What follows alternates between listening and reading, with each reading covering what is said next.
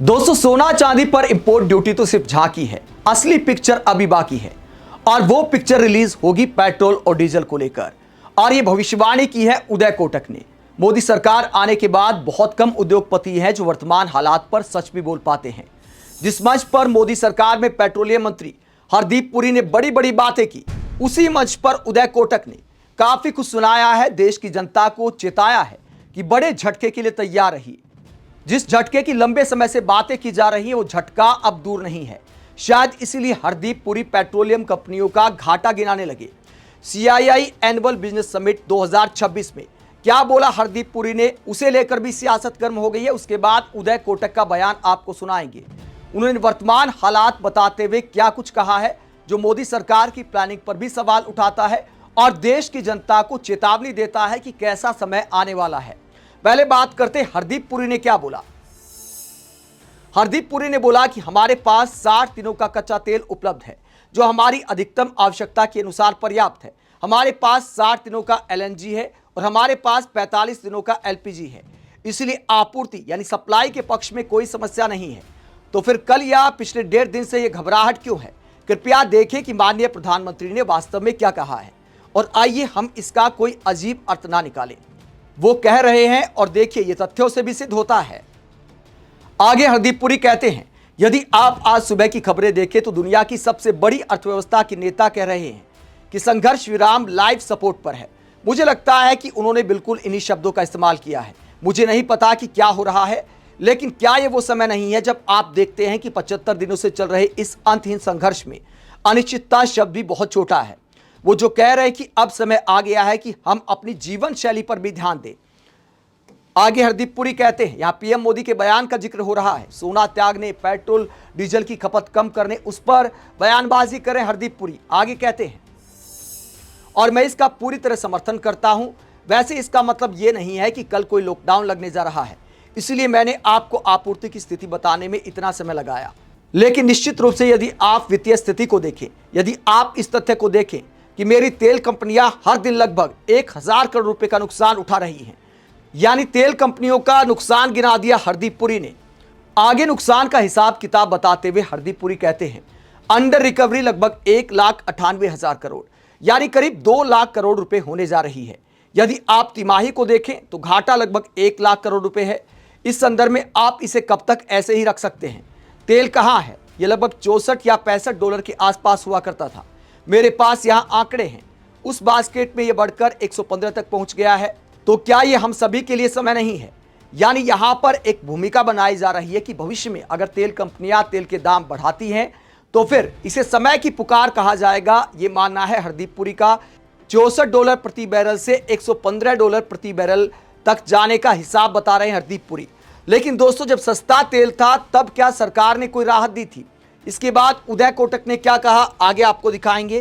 पहले हरदीप पुरी के बयान को लेकर सुप्रिया स्नेत क्या कहती हैं, जरा सुनिए। मोदी जी के मंत्री हरदीप पुरी जी ने कहा है कि तेल कंपनियां क्रूड ऑयल और LPG महंगी कीमत पर खरीदकर देश की जनता को कम कीमत पर बेच रही हैं, जिससे कंपनियों को रोजाना 1000 करोड़ रुपए का नुकसान हो रहा है। अच्छा पुरी जी, बड़ी गजब बात आपने बता दी, लेकिन आप कुछ बातों को सुनिए और इसका भी जवाब दीजिएगा। जब कच्चा तेल सस्ता हुआ था, लगभग 20 डॉलर प्रति बैरल पर आ गया था, तो उसका फायदा जनता को देने के बजाय आपने मुनाफाखोरी क्यों की? रूस से सस्ता तेल खरीदा, देश के लोगों को तो कोई फायदा नहीं मिला। आपके जिगर के टुकड़े बड़े बड़े पूंजीपतियों ने अपनी तिजोरियां भर ली। तब क्या कर रहे थे आप? आपकी सरकार ने सिर्फ ईंधन से वसूली कर 36 लाख करोड़ रुपए कमाए हैं। उसका हिसाब क्या है, जरा पहले ये बताइए। 14 बार आपने एक्साइज ड्यूटी बढ़ाई, घटाई सिर्फ 3 बार। अधिकतर जो ड्यूटी से पैसा आया वो राज्यों के साथ साझा नहीं किया। इसका क्या जवाब है? 2014 में जो इंपोर्टेड क्रूड ऑयल आता था उस पर हमारी निर्भरता 77.6% थी, अब 88.6% है। इसका क्या जवाब है? 2014 में भारत 37.8 मिलियन मेट्रिक टन अपना क्रूड ऑयल प्रोड्यूस करता था, अब वो 26% घटकर 28 मिलियन मेट्रिक टन रह गया है। अब ना जनता पर एहसान जताइए, ना बदकही छाटिए। अगर आपके मित्र नरेंद्र मोदी ने अमेरिका के सामने हमारी एनर्जी सिक्योरिटी को गिरवी ना रखा होता तो आज इस देश के हालात कुछ और होते।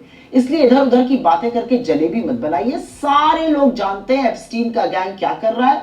सब लोग जानते हैं अमेरिका के सामने सरेंडर कर इस देश के प्रधानमंत्री ने देश को कितनी क्षति पहुंचाई है, आप सब पर लानत है। जनता पर एहसान लादने की कोशिश भी मत करिएगा।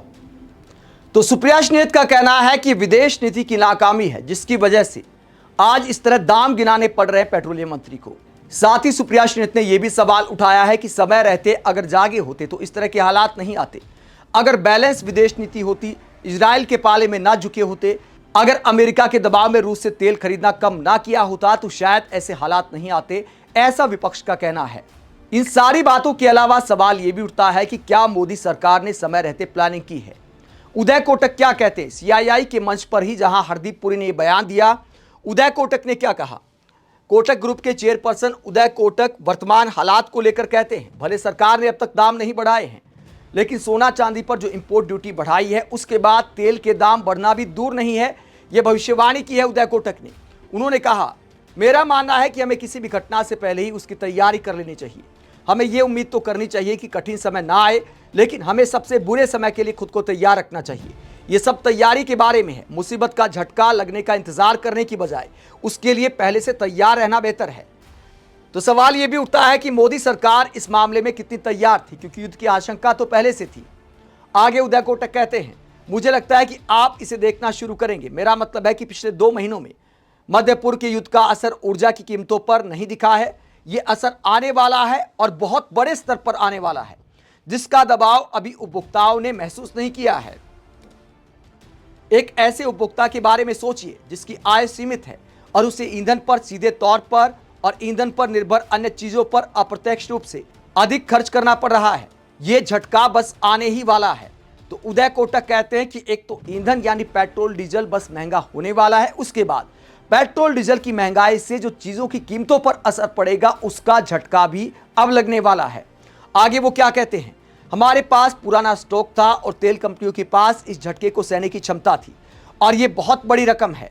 यानी कहने का मतलब यह है कि रोजाना जो नुकसान हो रहा है अब इसे लंबे समय तक टाला नहीं जा सकता। प्राइस हाइक को ज्यादा नहीं टाल सकते। आगे क्या कहते हैं उदय कोटक, इसीलिए मुझे नहीं लगता कि आप इस झटके से बहुत दूर हैं। जब तक कि और यहीं पर मेरे पास कोई जवाब नहीं है और मुझे लगता है कि हम में से किसी के पास इसका जवाब नहीं है या शायद दुनिया में किसी के पास भी इसका जवाब नहीं है, जब तक कि ईरान का युद्ध कल सुबह तक ना रुक जाए। और हम 28 फरवरी से इसी बात की उम्मीद कर रहे हैं। तो उदय कोटक कहते हैं कि अगर युद्ध रुकता है तो बड़ा झटका हो सकता है टल जाए। अगर हालात ऐसे ही बने रहते हैं, अगर युद्ध की आशंकाओं में ऊर्जा सप्लाई के हालात वेंटिलेटर पर रहते हैं तो बड़ा झटका बस लगने वाला है। यह भविष्यवाणी की है उदय कोटक ने। हालांकि विपक्षी नेता पहले ही ऐसी भविष्यवाणी कर चुके हैं। राहुल गांधी ने बहुत पहले क्या कहा था, राहुल गांधी का यह पोस्ट आप देख सकते हैं, 12 मार्च 2026। तब उन्होंने क्या कहा था, दुनिया तेजी से बदल रही है, संकट हमारे दरवाजे पर है। अगर सरकार ने तुरंत कदम नहीं उठाए तो एलपीजी, पेट्रोल और डीजल करोड़ों भारतीय परिवारों के लिए बड़ी समस्या बन जाएंगी। सच्चाई साफ है, कॉम्प्रोमाइज्ड मोदी जी ने भारत की ऊर्जा सुरक्षा से समझौता कर दिया है। कमजोर और दिशाहीन विदेश नीति ने देश को इस खतरनाक स्थिति में ला खड़ा किया है। अब समय है सच बताने का और देश को तैयार करने का, वरना इसकी कीमत भारत के आम लोग चुकाएंगे। तो मार्च में जो राहुल गांधी ने बोला था, मोदी जी ने वो बताने में कई महीने लगा दिए। चुनाव का मामला था, 5 राज्यों का चुनाव था, वहां जमकर चुनाव प्रचार किया, खूब पेट्रोल डीजल की खपत की, बड़ी बड़ी रैलियां की, बसों में गाड़ियों में लोगों को ठूस ठूस कर लाया गया और चार्टर्ड प्लेन का इस्तेमाल किया गया। प्रधानमंत्री से लेकर बीजेपी के तमाम राज्यों के मुख्यमंत्री, मंत्री, सांसद चुनाव प्रचार में जुटे रहे, पेट्रोल डीजल अंधाधुंध खर्च करते रहे। जैसे ही चुनाव बीते, पीएम मोदी को होश आया सिर्फ जनता के लिए। यह नहीं कह सकते खुद के लिए कोई आत्ममंथन उन्होंने किया है कि मैं जो जनता को बोलता हूं क्या उसे खुद इंप्लीमेंट करता हूं। अगर करते तो प्रवचन देने के बाद रोड शो नहीं करते। उसके बाद भी कई रोड शो कर चुके हैं और सिलसिला अब तक जारी है और जनता को प्रवचन दिए जा रहे हैं। पेट्रोल डीजल इतना ज्यादा महंगा हो गया है, पहले से कई गुना ज्यादा कीमतें बढ़ गई है। तो हम सबका दायित्व है कि पेट्रोल डीजल की खरीद पर जो विदेशी मुद्रा खर्च होती है, पेट्रोल डीजल बचाकर हमें वो मुद्रा भी बचानी है। विदेशी मुद्रा बचाने के लिए हमारी देशभक्ति हमें चुनौती दे रही है और हमें इस चुनौती को स्वीकार करते हुए विदेशी मुद्रा को बचाना होगा। ऐसे में बस समय की बात है कि पेट्रोल और डीजल की कीमतें कब बढ़ती हैं। पेट्रोल और डीजल की कीमतें बढ़ाने की भूमिका बनाई जाने लगी है जब पेट्रोलियम कंपनियों का घाटा गिना रहे हमारे मंत्री जी। आप इस पूरे मसले पर क्या सोचते हैं? जब दुनिया के बाजार में क्रूड ऑयल के दाम बेहद कम थे तब पेट्रोलियम कंपनियों ने खूब मुनाफा कमाया, और अब जब थोड़ा महंगा हुआ है कच्चा तेल तो पेट्रोलियम मंत्री इस तरह गिना रहे हैं देश के सामने। आप क्या सोचते हैं? कमेंट बॉक्स पर अपनी राय जरूर दें, साथ ही चैनल को सब्सक्राइब भी करें। नमस्कार।